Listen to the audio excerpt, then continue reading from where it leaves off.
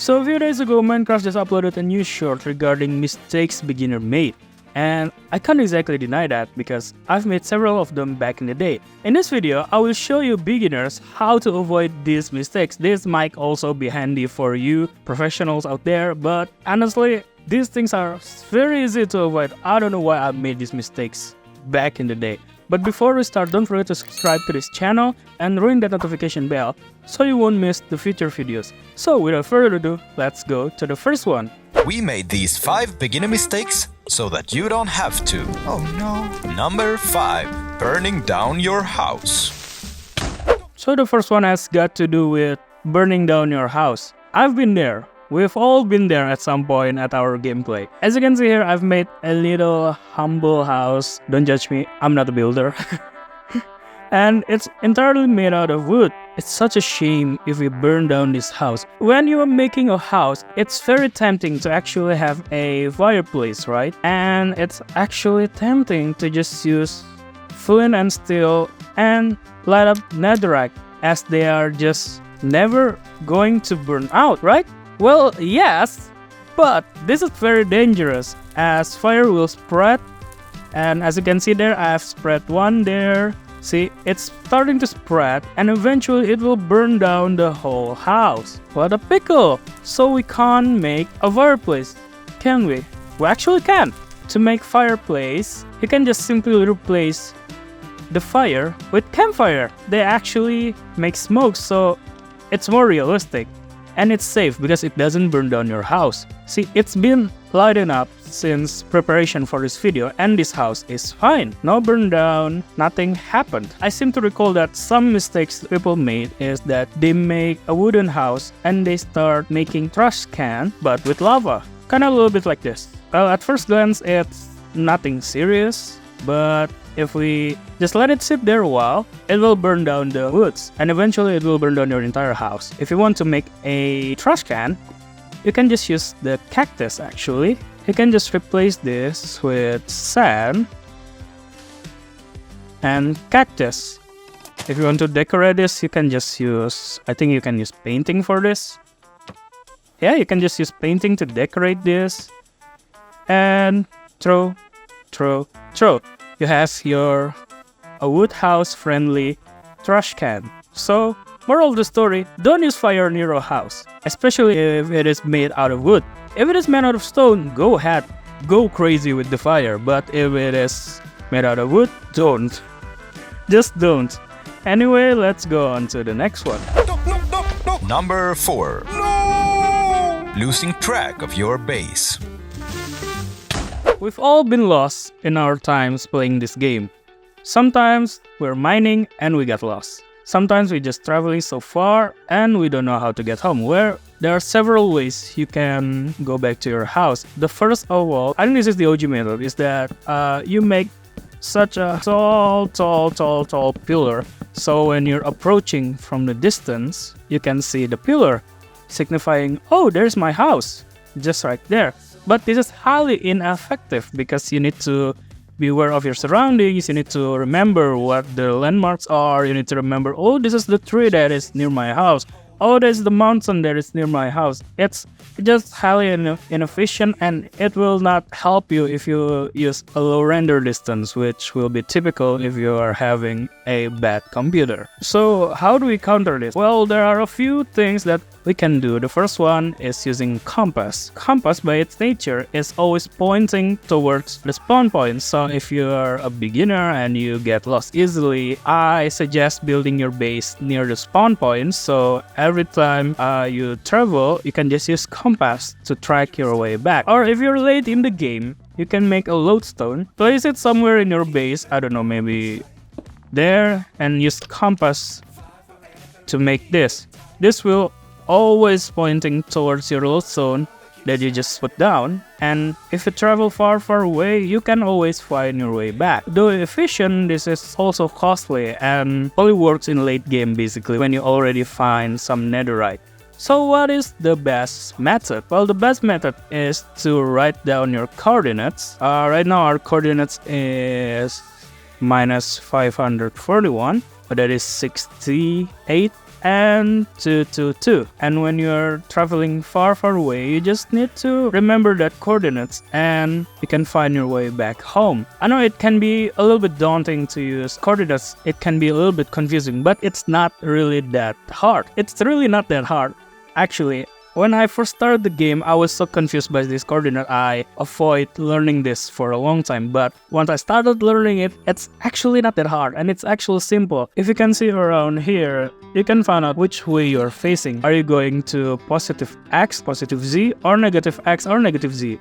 This will make changes into these two places, which is basically the most essential part of these coordinates. I forgot the coordinates, but I think it was minus 500 something. Right now we are in minus 600, so to achieve minus 500 something, we need to go to positive X, which is that way, and that's the pillar, right? It also works for the Z coordinates, so it's really easy to do. You can write these coordinates everywhere. You can write it on a piece of paper, or if you want to be a little bit handy, you can just write it on your gear. For example, here is a wooden sword. Our coordinate was minus 537, 68 to 20. So you can just put, minus 537, 68, and 220, just like that. Everywhere you go, you will know where your home is. That's pretty simple, right? Don't worry, don't be afraid to learn coordinates. It's really useful. So on to the next one. Number 3. Digging straight down. Whew. Okay, for the next one, this is a classic Minecraft thing, digging straight down. Who doesn't do that? Actually, I've tried this, I've tested it, and digging straight down is not actually that bad. It's not as dangerous as people believe it to be, but there are still risks. Like, let's see, I'm just going to dig down somewhere random. Let's dig down here. Okay, we found a mine shaft that time. See, it's good. It's already good. We found a mine shaft. We haven't met untimely demise. Well, if I had moved a little bit, maybe I will fall to my death. But right now, it's all fine. If we keep going. This is not too bad of a drop. This is just medium, not too bad. A little bit of armor and you're fine. Okay, we've reached the bedrock, so basically, there's nothing really bad about digging straight down. I didn't experience any significant fall, I didn't even meet lava down there. But, just to be safe, there is actually a trick to dig straight down and you will be fine 100% of the time. That is called the 2-block technique. Basically, you just want to make 2x1 area like this. You stand in one, and then you dig on the other. Just like that. If one it's fine, you dig the other one. And then do the same. Just do the same until you reach your goal. If you see a drop, you can save yourself. As you can see here, there is a drop. You can anticipate this by this technique. See, we didn't just fall down. You can put a water bucket. You can put a water bucket like that. And then go down slowly. And you're fine again. Then you just need to do the same thing. That's how you dig down safely 100% of the time now. On to the next one. Number 2. Forgetting torches. We've all been there. We forgot to light up our base. And we left for a while. When we get back, mobs are everywhere. Well, there are some ways to counter this actually. The first is to build your base with natural light. So even when you forgot to light up your base, when you go back in the day, the mobs will just die. The mobs will burn to death. So let's see if we spawn some zombies here. So this is one of the fear, right? Zombies everywhere. And if we make our base from natural light, if we switch to time set day, they will automatically get burned. Of course, unless there is something above their head, but basically they can get burned if you make a natural light ceiling. A better advice, never forget to light up your base because it's not that hard to actually light up your base now. After 1 point, I forget 18 or 17, it's significantly easy to spawn proof your base. Like That is enough to keep this place safe, at least this floor safe. This is enough. That's easy, right? However, if you want to go with dark aesthetic, maybe you deliberately want this to be dark, you can do something else to prevent mobs from spawning, that is spawn-proofing. Now, there are some ways to spawn-proof your place.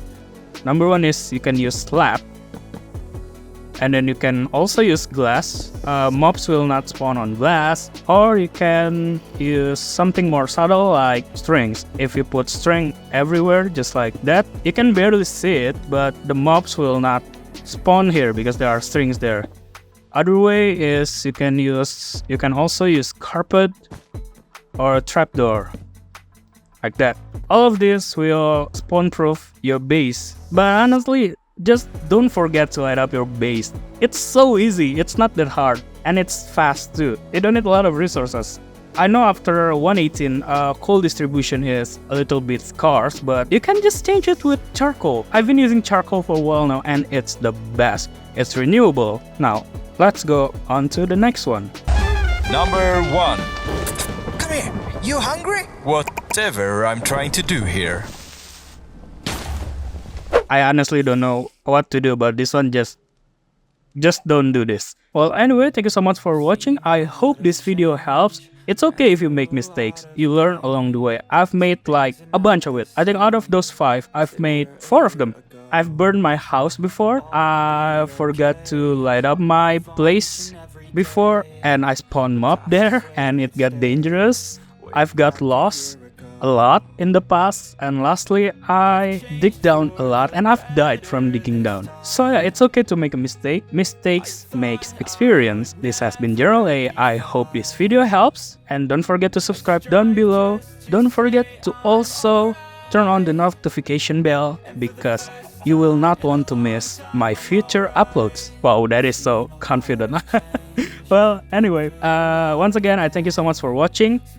This has been GeneralA. I'll see you guys in the next episode. Goodbye!